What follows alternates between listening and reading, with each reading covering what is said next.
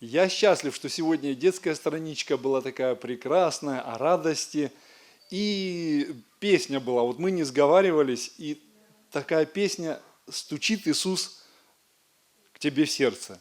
И проповедь у меня сегодня называется «Стук в твою дверь». То есть стучит Иисус в твою дверь. Да?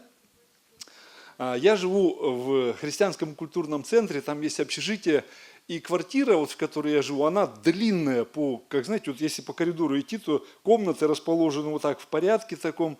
И если кто-то приходит и стучится ко мне в дверь, бесполезно, если я нахожусь в дальней комнате. Я не слышу, во-первых, что вы стучите. Во-вторых, даже если где-то я там услышал, что какой-то там пык-пык-пык, кто-то там шкребется в дверь, я пока прихожу к двери, открываю, уже никого нет. И порой слышу, уже там шаги по лестнице вниз идут, думаю, бежать окликну, что ли? Потом думаю, да ладно. Неважно, наверное, было. Вот интересно, знаете, так. А может такое происходить с нами в нашей жизни, что вот мы живем своей жизнью, наша жизнь это как такая длинная большая квартира, и Иисус стучит в наше сердце, а мы можем не слышать? А мы можем реагировать, но позже. То есть стук уже прошел, а мы тут решили вдруг дверь открыть. Вот, поэтому тема сегодня моя называется «Стук в твою дверь». Интересно, что когда-то Иисус, разговаривая с учениками своими, Петра спрашивает, или ученику, за кого меня почитают люди? И Петр говорит, кто за там, пророка, кто за учителя, кто за великого кого-то. Иисус задает прямой вопрос Петру, а ты за кого меня почитаешь? И Петр отвечает, он говорит, ты Христос, да? Сын Бога живого. А Иисус ему говорит, не кровь и плоть тебе это открыли, да? Но Дух Святой тебе это открыл. И дальше интересно важный момент. Иисус говорит Петру, ты, Петр, ты, Симон, камень. Ну, это богословская тема, да? И на сем камне я воздвигну церковь чью? Иисус говорит, мою. То есть Иисус говорит, будет моя церковь. А когда вы открываете Откровение, 3 главу, 19-20 стих, то встречаете интересный момент, который там написан. То есть есть церковь Христа, которую Он создал. Давайте прочитаем, что тут написано в Откровении 3 главе с 19 по 22 стих. «Кого я люблю, тех обличаю и наказываю. Итак, будь ревностен и покайся, и, интересно, се стою у двери и стучу. Если кто услышит голос мой и отворит дверь, войду к нему и буду вечерять с ним, и он со мною. Побеждающему дам сесть со мною на престоле моем, как и я победил, и сел с отцом моим на престоле его. Имеющий ухо слышать, да слышит, что Дух говорит церквям». Интересно, Иисус говорит, моя церковь, и вдруг такая картина. Где, то есть если взять так, вот церковь, ну церковь это собрание людей, мы с вами церковь, где по идее Иисус должен быть? В центре, это же его церковь. А здесь написано, се стою и стучу. То есть получается так, что церковь живет какой-то своей собственной жизнью, а у Иисуса какая-то своя собственная жизнь, и Он пытается в эту церковь каким-то образом прорваться. Сегодня, кстати, читали вы на молитвенном, кто сестра какая читала? Вот сестричка читала. О девах, да? О 10 девах. 5 дев мудрые, а 5 дев неразумные. И в чем их неразумение-то, этих женщин-то? Вроде они все нормальные же, да? Они исповедуют одного Иисуса Христа. Они делают хорошие, добрые дела. Но без масла, да? Без Духа Святого, без присутствия Божьего. Итак, друзья мои, сегодня мне хотелось бы обратиться к вам. Может быть, вы... Вот если бы, знаете, так мы с вами жили, и конкретно вот я живу в квартире, и стучит кто-то в дверь, и я подхожу в глазок, смотрю, а там Иисус. Я уверен, что я бы открыл дверь. А вы? Тоже бы открыли, если вы конкретно знаете, кто стучит, когда стучит и зачем стучит. И вот хотелось бы мне вместе с вами сегодня обратиться к Библии и посмотреть, как Иисус стучал, в какие времена, кому он стучал, каким образом он стучал. Может быть, он и к нам стучит, а мы, да. Может быть, наш слух сосредоточен на чем-то другом. Мы хотим услышать нечто другое, а он тук-тук-тук-тук стучит, и так будет. Что там вы читали сегодня про этих 5 неразумных? Там написано. Помните про жатву? Жатвенная программа, там написано, в Слове Божьем написано. Жатва прошла, а вы... Я хотел бы, чтобы жатва прошла, а мы вошли в Царство Божие, были спасены. Пусть Господь нас обильно благословит. Итак, первый стук в дверь, который я, для примера взял, анализируя Слово Божье, я пытался увидеть, кому и когда Бог стучался и каким образом. Давайте возьмем за пример Ноя. Хороший пример, я думаю, что всем вам известен. Если вы хотя бы раз Библию читали, книгу Бытия, обязательно читали про это событие, и оно вам знакомо. Итак, Бытие, 6 глава, с 1 по 8 стих. Когда люди начали умножаться на земле, и родились у них дочери, тогда сыны Божии, увидев дочерей человеческих, что они красивые, брали их себе в жены, какую кто избрал. И сказал Господь: не вечно духу моему быть пренебрегаемым человеками, потому что они плоть, пусть будут дни их 120 лет. В то время были на земле исполины, особенно же с того времени, как сыны Божии стали входить дочерям человеческим, они стали рождать им. Это сильные, издревле славные люди. И увидел Господь, что велико развращение человека на земле, и что мысли и помышления сердца их зло во всякое время. И раскаялся Господь, что создал человека на земле, и воскорбел в сердце своем, и сказал Господь: истреблю с лица земли человечества, которых я сотворил, от человека до скотов, от гадов и птиц небесных истреблю, ибо я раскаялся, что создал их. А 8 стих. Ной же обрел благодать пред очами Господа. И Бог сказал Ною.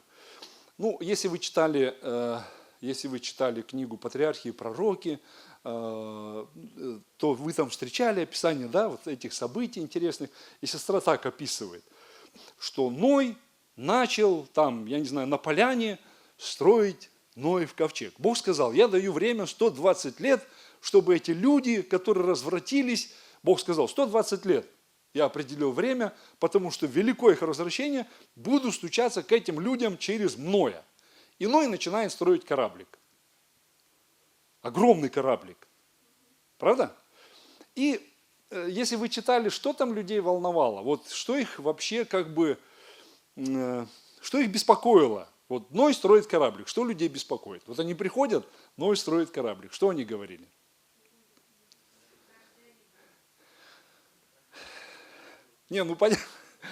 Понятно, что дождя не будет. Смотрите, Ной строит корабль на полянке. Да, человек, получается так, сбрендил дяденька. Морей нету, рек нету, озер поблизости нету. И они говорят: ты зачем строишь корабль, где нет воды? А вы не замечали, что людей совершенно не беспокоило то, вообще, что он строит?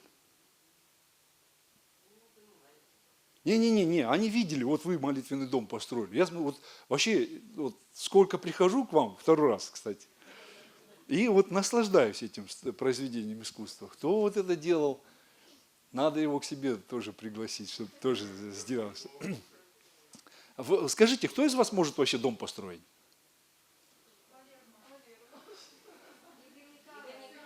А где у нас Игорь Николаевич? Он Игорь Николаевич, прекрасно. То есть есть люди, которые могут построить дом, согласитесь, да? То есть он берет от начала до конца. Я смотрю, тут вокруг у вас домик, он начинает кирпичики складывать. А это, представьте, человек строит, и вы удивлены. Игорь Николаевич и Валерий Павлович, инженер что-то он там химичит на телекомпании, вечно что-то изобретает. И вы смотрите и думаете, как человек такое может делать? А в то время, вы представьте, человек строит огромное сооружение из дерева, сетим или еще чего, при помощи топора. Я не знаю, что там было. Какие инструменты были, я не знаю, но строится грандиозное сооружение, больше «Титаника». И это никого не волнует. Как вы думаете, почему? А может наоборот? Не-не-не-не-не-не. Вы должны понять, я хочу вам показать, что люди жили по многу сотен лет. Они обладали огромным накопленным потенциалом знаний.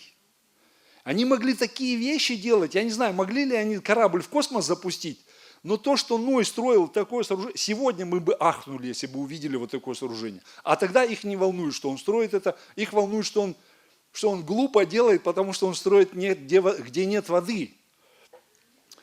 Я вот на это обратил внимание и понял одну вещь. Слушайте, в нас такой потенциал заложен Богом, просто грандиозный. Каждый живущий человек наделен с такими талантами, такими способностями, такими дарами, которые мы можем реализовать в служении Богу. Но в нашей жизни порой бывает так, что вот некто приходит со стороны, я за служение миссионерское, я за служение газет, литература, книгонож, я за это служение. То есть, если кто-то это делает, хвала Всевышнему и аминь. Но разве это все дары, которые Дух Святой дает? Вот сегодня вы читали про масло. А если вы открываете Библию, то там написано, что Дух Святой производит, во-первых, плод, Галатам, 5 глава, плод же Духа, любовь. Сегодня вот сестричка рассказывала детскую страничку. Радость откуда? Там плод же Духа, любовь, а следующее что? Радость. Это неотъемлемая часть, это плод Духа. Человек радостный ходит, вот идет он веселый и все. Почему? Дух Святой в нем. Вы не замечали никогда, что из всех живущих на земле существ смеяться может только человек? Никто не может смеяться, только человек может смеяться и испытывать радость. Так Бог нас сотворил. И я считаю, что серьезность – это грех. Когда человек серьезное лицо на себя одевает, это лицемерие, потому что внутри его плод же Духа. Любовь, радость, мир. Вот что должен человек испытывать. Радость и мир.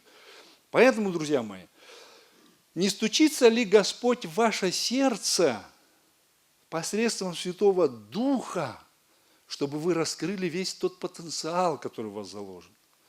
Те дары, которые у вас есть, таланты, которые у вас есть.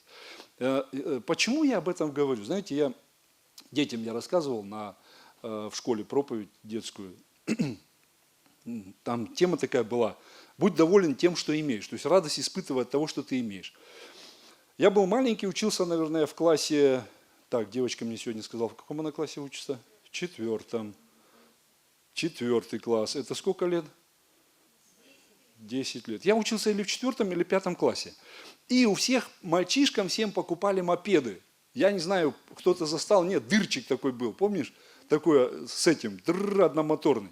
Всем купили, я за папой ходил, говорю, папа, купи. Папа говорит, хорошо, купим. А мама лежала в больнице. И мы ехали в город Геленджик. У нас там, если вы по карте посмотрите, вот горбольница, прямо напротив автомотозапчасти магазин. Прямо напротив. И мопеды продавались там, в этом магазине. Мы поехали в этот магазин. Отец говорит, давай зайдем к маме в больницу. У меня как сердце чувствовало. Я говорю, давай вначале купим, потом пойдем. Он говорит, нет, пойдем к маме зайдем. Пришли к маме. И он маме так рассказывает, что сейчас мы пойдем мопед ему купим. Ну, я вот 4-5 класс, мама начала, ой, голову себе свернет, шею сломает. Все, мой мопед вытек из моих ручек. Прям вот растаял на глазах. А я уже всем рассказал. Представляете, всем пацанам рассказал, что все, у меня мопед будет сегодня. Приезжаю, мопеда нет, и приходится мне выдумывать. Я говорю, то рубля не хватило, то еще. В общем, истории придумал массу. Но так был я огорчен, что у меня нет мопеда. Иду по улице, смотрю, валяется там возле мусорных баков велосипед какой-то, знаете, поломанный. Рама, там одно колесо, руль кривой. Папа не купил, я взял, понес домой. Тык-тык-тык, принес, взял ключи, разобрал, там наждачкой, все почистил, все покрасил, по запчастям собрал. Крутой велик получился. Стал гонять. Второй увидел, думаю, второй соберу. Второй собрал. Ко мне подходит тоже мальчик такой, говорит, слушай, продай велик. Я говорю, 5 рублей. Он говорит, ну 5 рублей он не стоил, он стоил дороже гораздо. Ну я ж маленький тоже, что там не соображаю. Он пошел, взял у родителей 5 рублей, купил у меня велик, я продал, пошел еще один сделал. И начал бизнес. Я потом себе несколько мопедов собрал, мотоциклы начал собирать. В конечном итоге машину купил, битую специально, думаю, соберу или нет. Сделал, покрасил, продал. Я сейчас строю дом. Я серьезно говорю. Я молюсь и говорю, Господи, вот как ты дашь ты мне этот талант? Ной построил такое грандиозное сооружение. Смогу я дом построить или нет? Как вы думаете, смогу? Да, я уже коробку закрыл, сейчас крышу делаю. Соседи ходят и говорят, а кто крышу тебе будет делать? Я взял вальмовую крышу. Это сложная крыша, это не двускатная, это такая 4-скатная крыша. Я говорю, я сделаю самую сложную крышу. Сделаю, как вы считаете? Сделаю 100%. Почему? Потому что Бог дает таланты и дары. Важно быть открытым для Бога. И не бояться ничего. Мой папа мне говорил так, Виталик, медведи ездят на мотоцикле. Человек может все, если захочет. Поэтому, мои возлюбленные братья и сестры, может быть, сегодня Господь стучит в ваше сердце и говорит, ну поковыряйся там, пошвыряйся по своим там сусекам. Может, у тебя есть какой-то талант, дар. Не только газеты бегать, разносить. Вот сегодня прекрасно детскую страничку рассказал. Надо тебе приглашать детские странички рассказать. То есть у каждого есть какой-то талант и дар. Не прячьте их. Открывайте их. И Господь будет вас благословлять. И будет очень интересно нам всем вместе. Не просто ходить там газеты раздавать. Это здорово. Ну и все, что у нас есть. Там же, помните, дары Духа Святого. Какие дары? Вера, милосердие, что там еще? Братолюбие, гостеприимство. Что там? Там же их огромное количество, этих даров. Чудотворение, исцеление. Каких только даров нету. Поэтому не зацикливайтесь на чем-то одном. Раскрывайте то, что в вас сокрыто. Следующий стук в двери. Следующий стук в двери. А и, кстати, я вам еще одну скажу. Иисус говорит, помните, я стою и стучу. А почему Иисус говорит? Я стою и стучу у двери. И жду, пока кто услышит и откроет. Потому что сам Иисус, помните, как сказал, кому дают? Вот там написано, всякий просящий получает, и стучащему отворяют. Поэтому, вот если Иисус стучит в мою дверь, а вы постучите в дверь Иисуса и скажите ему, Иисус, дай мне талант и дар какой-то, чтобы я служил Богу. Следующий, кому стучал Бог, это на нас очень похоже, стук в дверь Ионы. И было слово Господне к Ионе, сыну Амафиину. И чем оно закончилось, это слово Господне? Господь постучался к Ионе. Иона на корабль сел и в противоположную сторону. Да? Бахнул. И шторм разыгрался. Все в панике. Начали там служить и поклоняться своим богам. И кто-то говорит, там есть один мужик у нас спрятался там в трюме. Пойдем посмотрим, что он делает. Они приходят к нему, все взъерошены, а он им говорит, он такой, мне очень нравится Иона. Он говорит, знаете, почему у вас проблемы? Из-за меня. Я хочу вам показать, что порой бывает, понимаете, вот проблемы в нашей жизни не только у нас, но и у наших родных и близких не по их причине. И не по причине того, что, мы можем сказать, грех на этой земле и так далее и тому подобное. Ничего подобного. Проблема может быть потому, что Бог стучится в твою дверь, а ты вместо того, чтобы делать то, что хочет Бог, начинаешь делать, что хочешь ты. Посмотрите, интересные тут слова. Иона, 1 глава, 9-10 стих. И он сказал им, «Я еврей, что у Господа Бога небес, сотворившего море и сушу. И устрашились люди страхом великим и сказали ему, для чего ты это сделал? Ибо узнали эти люди, что он бежит от лица Господня, как он сам объявил им». Да, он объявил им. «Я служу я еврей, что у Господа Бога небес. Я служу Богу. Но объявил, я не делаю то, что Он повелел мне.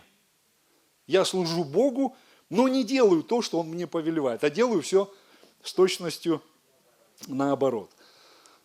Вот, это к теме, вот опять же, вот как вы попали, вот прям о Духе Святом, бахс, тема. И здесь вот такая же тема. Смотрите, там мы читали с вами. Можно быть человеком религиозным с точки зрения формализма. То есть все можно делать по букве. Вот, ходить в церковь, я не знаю, все, вот 10 заповедей соблюдать. Но не по духу. По букве, но не по духу. Вот служение Богу, я тот, кто служу Богу. Служению Богу оно должно вытекать из отношений. Если служение Богу не вытекает из отношений с Богом, это как молитва без отношений. Знаете, вот молитва без отношений с Богом какая? Вот у человека нет вот от таких отношений, глубоких, теплых отношений с Богом, какая у него молитва? Какая? Может быть формально, но не обязательно. Как она звучит, давайте так.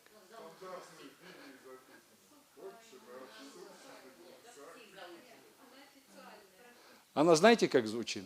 Я скажу вам как. Дай. Все время. Вы будете, я ее называю молитва нищего. Вы к Богу приходите, вот когда у вас нет с Богом отношений, для вас Бог это просто объект, к которому нужно приходить и что-то просить. Дай, дай, дай.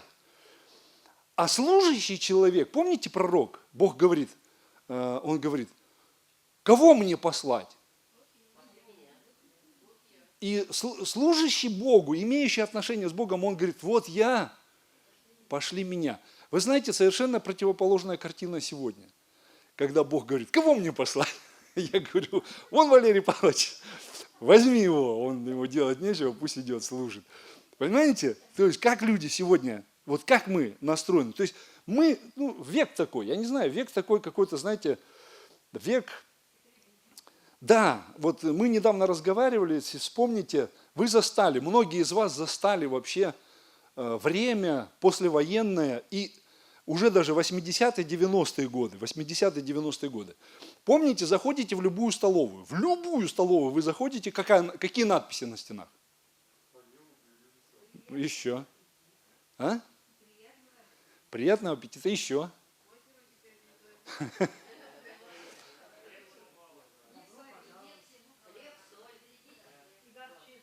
Хвала Всевышнему. Было всегда написано, хлеба к обеду в меру бери, хлеб, драгоценность им не сори.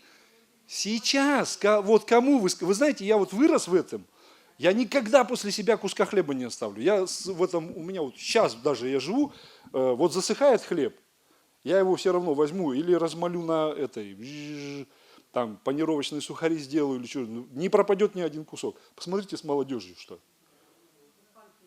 Ничего не нужно. И сегодня мы живем в относительно вот таком мире, в котором нет вот каких-то, нет нужды, другими словами.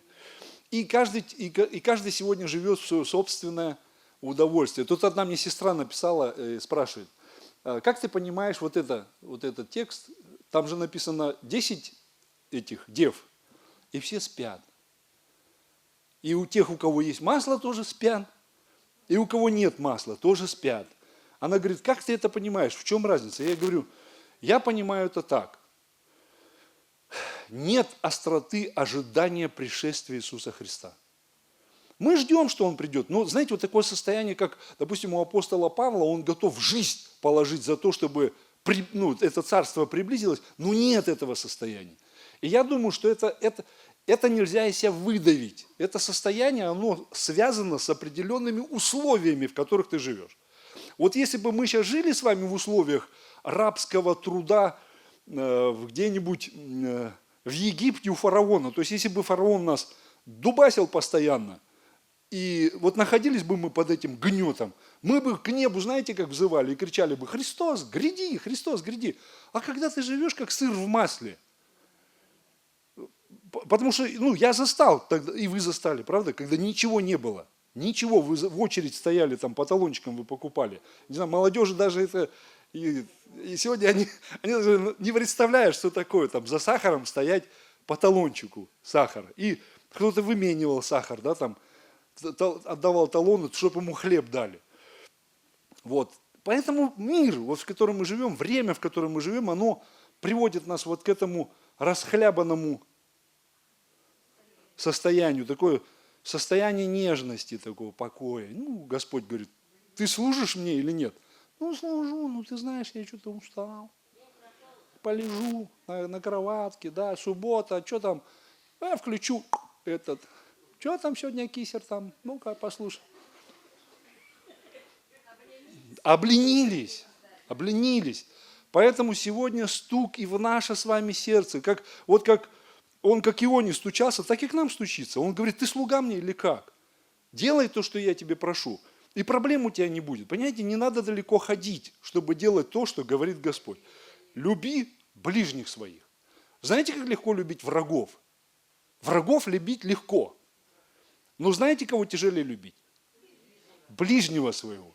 Вот если бы мы любовь к ближним являли и показывали вот это, что мы рабы Христу, я думаю, что было бы гораздо лучше на земле. И еще давайте посмотрим, кому Бог стучался.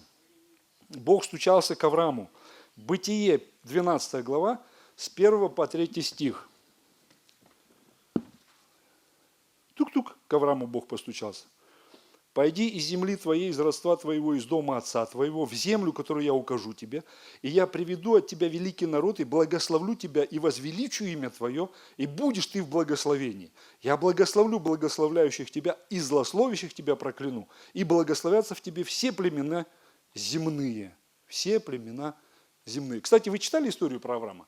Бог говорит, я введу тебя в землю, где течет чего там? А вы читали, что там? И привел его Бог в землю. И там что написано? И был в той земле голод. И я вот читаю, Бог ему говорит, пойдем, у тебя все будет, как некоторые думают, у тебя все будет хорошо. Он такой пошел, я верующий, вошел в землю обетованную, где течет молоко и мед. Баха, там голодовка, голодуха там. Может быть, да, но он его не ел, да. Вот. Голод был великий. Почему Авраам, Бог постучался в сердце Авраама, Авраам пошел, и вот Авраам не пожалел. Хотя вот всех вот этих благ, о которых мы думаем, вот не было в его жизни. Не испугался. Он не испугался, конечно. Кстати, пошел, иди туда, не знаю куда. Повел его в землю, которую он не знает. Пошел туда. Там голод в этой земле. Как еврей, про Авраама написано, Авраам – отец евреев. Я даже стих вам скажу, где это написано.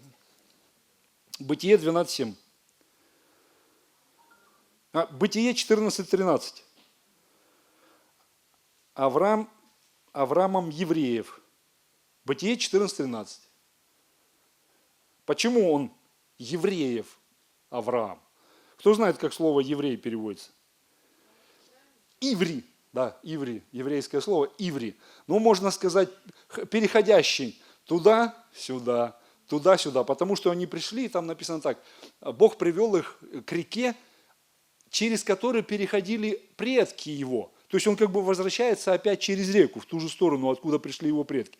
И еврей можно переводить как человек, который странствует туда-сюда, туда-сюда. Да, и Авраам, он пишет, странник на земле. Как вы понимаете это слово? Странник. Цыгане, короче говоря. Нет у вас ничего на этой земле, чтобы могло вас удержать. И там интересная вещь.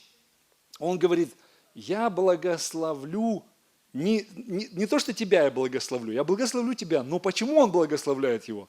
Чтобы благословить потомство твое и благословить благословляющих. И я думаю, так этот стук расценивать, как мы можем в жизни, как Авраам, быть человеком, знаете, вот то одно пропало, то другое пропало, то машина в это ДТП попала, то дом сгорел, еще чего-то. И мы можем жаловаться.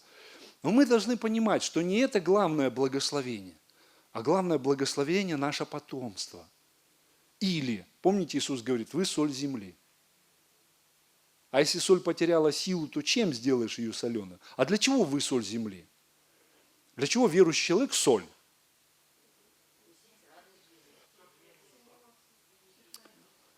Вы видите, что в мире творится?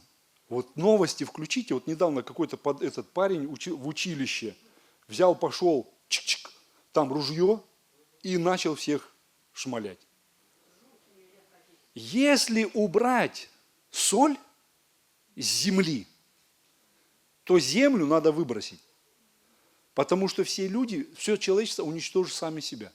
Единственный фактор, который сдерживает сегодня все человечество в рамках каких-то, это мы с вами. Да, верующие люди, которые оказывают на этот мир благоприятное влияние. То есть на детей своих, я не знаю, на близких какие-то. У меня дочь училась в школе в 74-й, перешла в христианскую школу, и вот этих девочек, которые с ней в школе учились, она водит в гости сюда. С родителями я уже с их познакомился. И там бабушка православная такая, она говорит, это что такое, это секта какая-то там, ты там осторожно.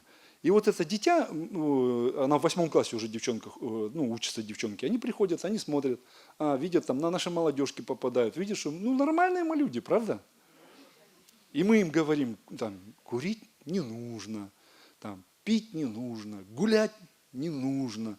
И объясняем, почему. То есть мы как бы разъясняем этому миру, что Бог нас любит, что заповеди, они нас не ограничивают, они содержат нас в состоянии любви, они нас охраняют. Поэтому, друзья мои, вы можете ничего не иметь в этой жизни, но вы можете влиять на этот мир добротой, улыбкой. Вот. Что ты все время улыбаешься? Что тебе весело, что ли, живется? Одна сестра мне говорит, что тебе весело живется, что ли? Вот такая трагедия, тебе весело живется так.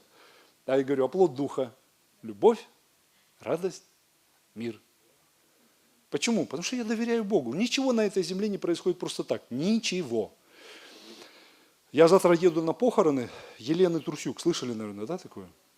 Елена Трусюк скончалась от пневмонии двухсторонней, вызванной ковидом вот этим 19. Вот. И я думаю, что задаются вопросом люди, почему? Почему так вот? Раз человек должен был жить и умирает. Почему она умерла, а почему не он умер? Они, кстати, оба заболели. То есть Саша и они оба переболели. Она умерла, он нет. Более справедливо, наверное, мужик все-таки должен первым умереть. Почему она умерла? Я одну ситуацию видел, знаете, такая ситуация, у одного проповедника жена умерла, а он ходит такой, знаете, как будто ничего не произошло. Даже веселый. Я к нему подхожу и говорю, ты что радуешься-то? А он говорит, я каждый день Бога благодарю за то, что Бог не дал моей жене перенести все тяготы, потери и страдания, которые я испытываю. Не каждый человек может вынести утрату, вот эту, понимаете, и человек потом сломленный живет на протяжении всей жизни и озлобленный на Бога, что Бог отнял самое близкое и дорогое. И вот этот проповедник понял очень интересную вещь, что порой из жизни, может быть, уходят те люди, которые не в состоянии перенести вот эту горечь утраты. Да, поэтому, знаете, откровение нам будет дано в раю, в Царстве Божьем. Когда мы там будем жить, мы узнаем. Поэтому, живя здесь на земле, будьте как Авраам, путешественник, странник, у вас ничего здесь нет, но вы вкладываете в потомство, вы вкладываете в человечество, в будущее, в детей ваших. Вот деткам рассказываете что-то, это вы вкладываете. А где они будут? Вот если вы хороший плод посеяли, они в Царстве Божьем будут. Поэтому это прекрасно, когда вы откликаетесь на Божий стук. И последний стук. В Новом Завете, знаете вы эту историю про Захея. Захей был, я сейчас вам прочитаю этот текст. Был такой дяденька по имени Захей. Лука, 19 глава, с 1 по 5 стих. Потом Иисус вошел в Иерихон, проходил через него. И вот некто, мужчина, некто именем Захея, начальник мытаря, человек богатый, искал видеть Иисуса. Кто он? Ну, не мог за народом, потому что мал был ростом. И, забежав вперед, взлез на спокойницу, чтобы увидеть его, потому что ему надлежало проходить мимо нее. Иисус, когда пришел на это место, взглянул, увидел его, сказал ему: Захей, сойди скорее. То есть, Захей, тук-тук-тук, я хочу быть в доме твоем. И Захей говорит: хорошо, я согласен, пойдем ко мне домой. Был некто, не случайно автор делает такое, знаете, ударение. Человек богатый, властью наделенный. Наше отношение сегодня к богатым и наделенным властью. О, крутой. Да. Кстати, было путешествие по Волге. Наши ехали, помните, вот буквально недавно. Сергей, кстати, Вячеславович ходил туда, на Волгу, там плакаты по ЗОЖу. Пошел, волна здоровья. Пошел там с ними один пастор. Я ему говорю: ты что идешь? Ты что, за здоровый образ жизни? Он говорит: нет, я хочу с властями контакт наладить. Я говорю: да власть на тебя плюет. Он говорит: не-не-не, надо с властями дружить. И он пошел с целью наладить с властью контакт. И потом мы встречаемся, он говорит: я так разочарован. Никто из властей не пришел. Какая-то девушка пришла там, непонятно кто и как зовут, и он так расстроился. Я говорю: ты должен понять, что не вот эти мироправители века сего должны тебя привлекать, и ты у них должен силу просить. Смотрите, как в евангелист Лука описывает. Был некто, человек богатый, некто, знатоки русского языка. Измените одну букву, и получится: был никто. Никто. Друзья мои, мы можем иметь в жизни все, но быть никем, никто. До каких пор? Пока Иисус не войдет в вашу жизнь, в ваш дом. И как только Иисус войдет в ваш дом, и вы начнете исповедовать Господа Иисуса Христа своим Господином. Вот, кстати, тоже вот отношение к Господину какое? Вот сегодня к власти какое отношение у людей? Ну, такое. Вот по-библейски какое отношение у человека должно быть к Господину? Уважительное, почтительное. Господин сказал, что надо? Надо выполнить. Вот такое отношение к Господину должно быть. Итак, приходит он к Захею, и как только он вошел в его дом, Луки 19 глава с 9 по 10 стих, смотрите, что написано. Иисус сказал ему: ныне пришло спасение дому сему, потому что и он сын Авраама. Ибо Сын Человеческий пришел взыскать и спасти погибшие. Вот и все. Несколько примеров стука в дверь. Как Иисус стучит в вашу дверь, я не знаю. И сам, такой же, как я вам вначале рассказал, живу в такой длинной квартире. И порой Иисус стучит в мою дверь, а я не слышу. А порой слышу, и как этот Иона в другую сторону бегу. Но хочу вам сказать, что если мы будем реагировать на стук в нашу дверь Иисуса таким образом, как Иона, убегать, не слушать его, то результат будет плачевным. А я хотел бы, чтобы все мы улыбались и с такой улыбкой на лице вошли в Царство Божие. Пусть Господь вас благословит. Открывать свои таланты, открывать свои дары. Где бы вы ни находились, дома, на работе, являть Божий Дух, атмосферу Божьего присутствия. Вот возьмите этого из Бытие, которого продали братья, Иосиф. Вот возьмите его. И там написано, куда он не попадал, вот пришел туда, и все говорят, с ним Бог, 100%. да, даже в тюрьму попал, с ним Бог. Его Бог благословляет. Вот давайте свое сердце и антенну так настроим на божественный лад, чтобы мы всегда слышали голос Божий. Так, тук-тук-тук. Ну, что ты сердишься? К примеру, там, у тебя дома там, неприятности там, с мужем. Бог тебе говорит, что ты сердишься? Ну, что-то не понимает человек, ну, что сердиться-то? Полюби его, пойди там ему что-нибудь приготовь, супчика какого-нибудь вкусненького. Да, он скажет, что с тобой? А ты скажешь, Бог сказал любить даже врагов. Хорошо. Пусть Господь вас благословит. Давайте помолимся, давайте попросим благословения.